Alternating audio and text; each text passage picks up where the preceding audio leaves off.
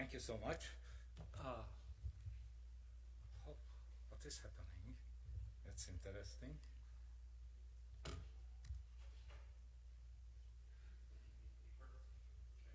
Yes. A bit shaky, but that comes with the field. Today I would like to present you ChIPathlon, a community-wide objective assessment of ChIPSeq peak calling methods. And I'm very happy to do so with Avi Next sitting right in the front row, and a couple of really outstanding individuals. So, what is ChIPathlon? My shameless propaganda objective for this talk is to invite all developers of ChIPSeq peak calling methods to participate in our assessments. This is large scale. It's objective. We will do every effort for being objective. Community-wide assessments of the accuracy and performance of computational methods that call peaks from ChIPSeq or ChIPEXO and related experiments. We and other participants will propose quite novel assessment criteria, select transcription factors, histone modifications, chromatin modifiers, and cell types.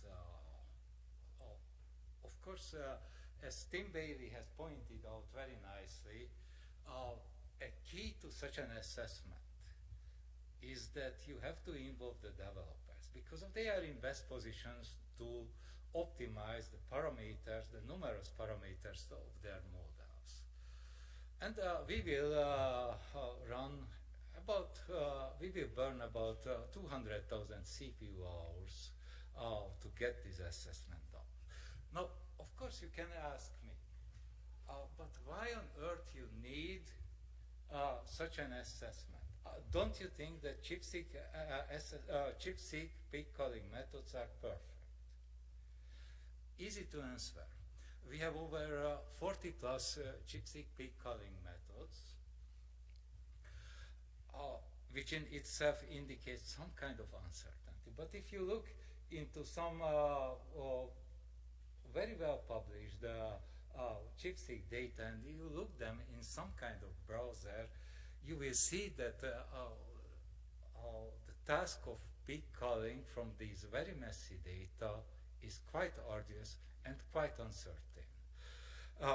One of the reasons, of the many reasons, is that many transcription factor binds in a weak and transient manner. For instance, you can take TF2B binding with an average residence time of 1.5 seconds.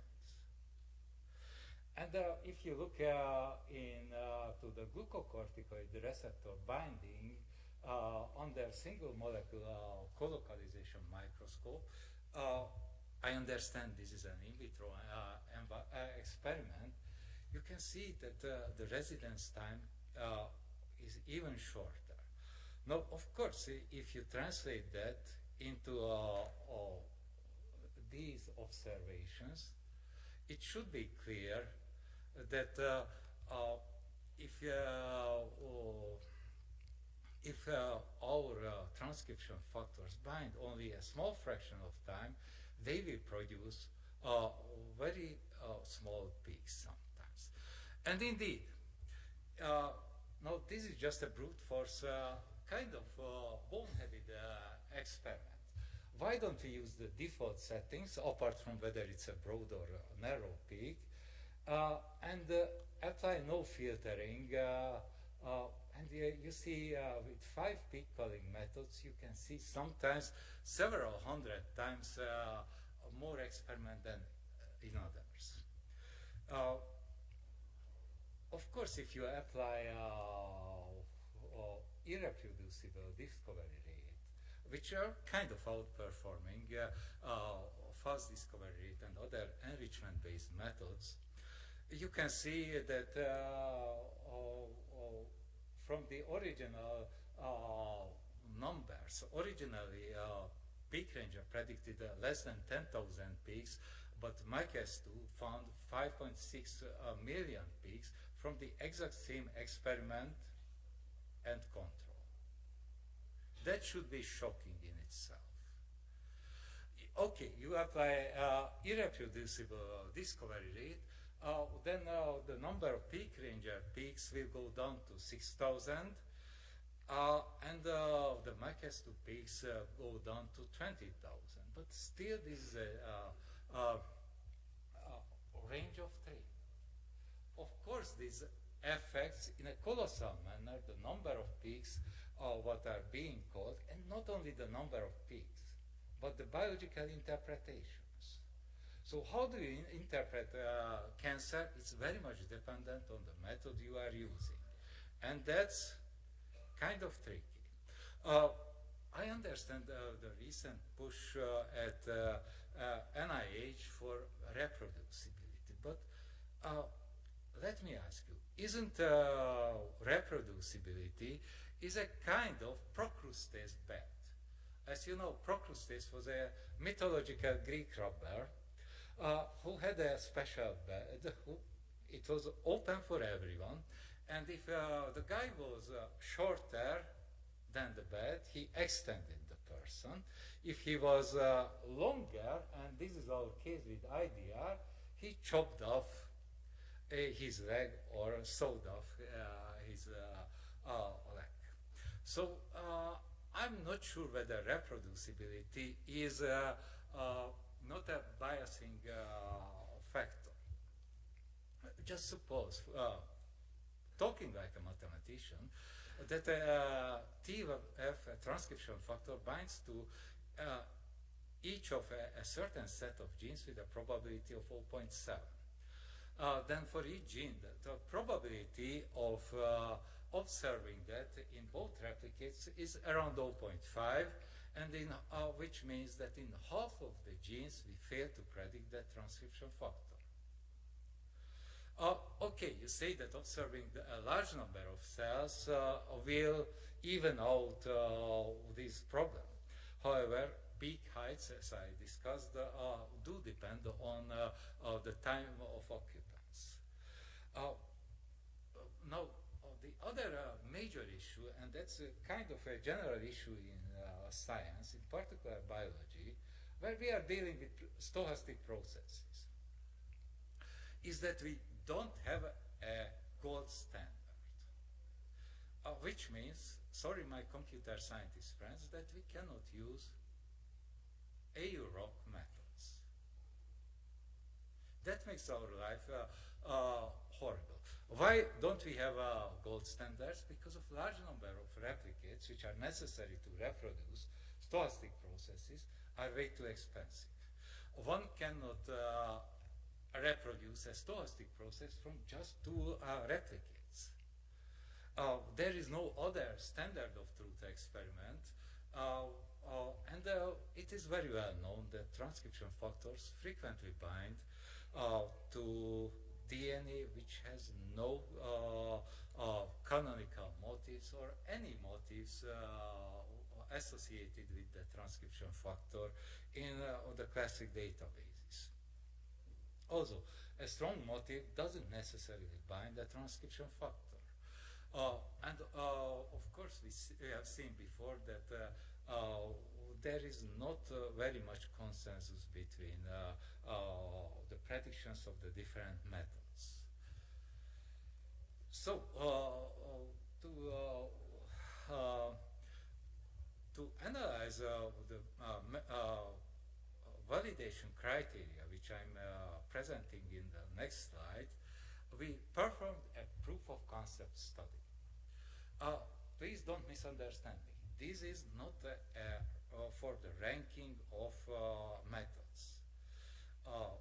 We used just 5 methods because we are not very much focusing on the methods, but rather for the performance, and about 8 transcription factors and 6 histone modifications. So, what are our criteria? And I really mean that everybody is invited to propose other criteria. This is a community-wide assessment, and it's open intellectually, organizationally, and otherwise to everyone. We are looking for preferential associations of transcription factors and histone modifications in orthologous human and mouse genes. We look for preferential associations of large gene sets, highly significantly co-expressed, compared to independently expressed genes. And we do the same thing for co-expressed gene pairs compared to independently expressed genes pairs. Enrichment in genes and DNA's hypersensitivity regions, that's kind of old school.